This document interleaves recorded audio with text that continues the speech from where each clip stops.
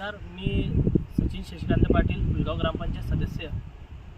माझे व्हिडिओ करण्याचा विषय असा आहे की बुवा या शेतकऱ्यांचं रस्त्याचं काम चालू आहे बैठकच्या हॉलपासून तर रेल्वे गेटपर्यंत दीपनगर प्रशासनाकडून. आणि डांबरीकरणाचं रोडाचं काम चालू आहे. या डांबरीकरणाचा रोड अशा परिस्थितीत झालेला आहे की 2 इंच थरसुद्धा मारत नाही याच्यावरती, फक्त वरच्यावर लेअर मारतात आणि डांबरीकरण टाकून देतात आहे. ना खडी त्याच्यामध्ये, ना खडीकरण मिक्स केलेली आहे, ना काहीच नाही, फक्त वरच्यावर डांबरीकरण मारलेलं आहे.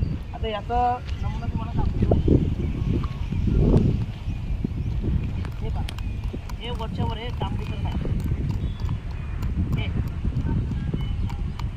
हे बघा, हे वरच्यावर डांबरीकरण आहे. इथे खाली खडीकरण पण नाही, काहीच नाही.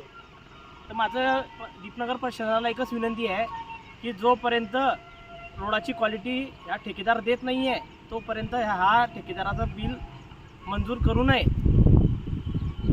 आम्ही 2-3 वेळा ठेकेदाराला आणि त्या ठेकेदाराच्या सुपरवायझरला रोडाची इस्टिमेट कॉपी मागली, तरी ती इस्टिमेट कॉपी दाखवत नाही आहे मला. तर माझी हातून विनंती आहे दीपनगर प्रशासनाला या डांबरीकरण रोडाचं काम थांबवण्यात यावं व या ठेकेदाराचं बिल थकीत करण्यात यावं म्हणून.